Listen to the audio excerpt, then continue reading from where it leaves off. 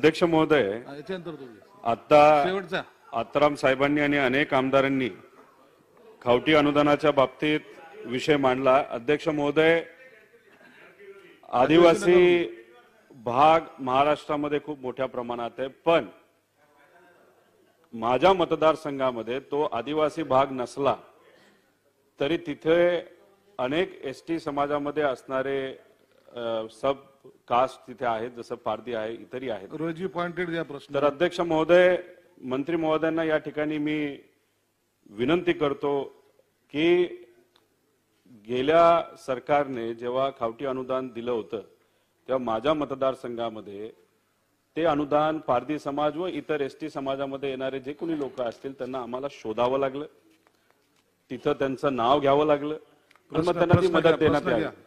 अध्यक्ष महोदय, जो मतदारसंघ, जे तालुके हे आदिवासी नाहीत पण तिथे एसटी समाजाचे अनेक लोक राहतात, त्यासाठी त्या लोकांना यादीमध्ये घेण्यासाठी आपण वेगळी मोहीम ही पार पाडणार का? तसंच पारधी व इतर समाज जो बाहेर राहून फिरून काम करत असतो त्याच्यामध्ये पुढची पिढी जी आहे ती तेच काम करते जे त्यांचे आधीची पिढी करतात। त्यामुळे त्या बाबतीत खावटीसारखी वेगळी एखादी योजना जेणेकरून ती मुलं त्याच व्यवसायात न लागता दुसऱ्या कुठल्या तरी सकारात्मक व्यवसायाकडे ना तर चांगल्या गोष्टींकडे जावीत यासाठी एखादं धोरण आपण आणणार का? तिसरा प्रश्न या ठिकाणी आहे, आदिवासी भागातले अनेक युवा शेतात काम करण्यासाठी, मजुरी करण्यासाठी पश्चिम महाराष्ट्र असेल, मराठवाडा असेल त्या भागामध्ये तिथे येतात। तर जेव्हा ही मदत दिली जाते आणि ते लोक जेव्हा या भागात असतात तेव्हा ती मदत त्या ठिकाणी त्यांना मिळत नाही। त्यामुळे याच्यासाठी जे लोक फिरते असतात नाही तर दुसरीकडे कामाला असतात त्यांना ती मदत पोचावी यासाठी आपण काय करणार आहात?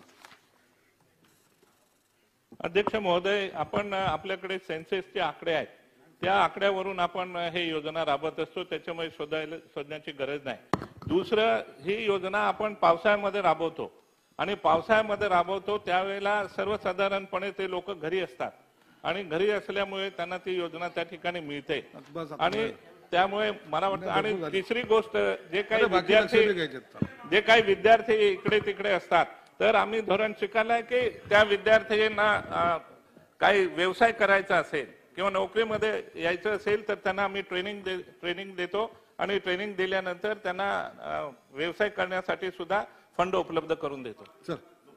त्या सर्व समाज, आदिवासी बाहेर राहणारे, हे बघा, कुठलाही आदिवासी या महाराष्ट्रामध्ये कुठेही राहत असेल तरी त्याला आम्ही बेनिफिट देतो।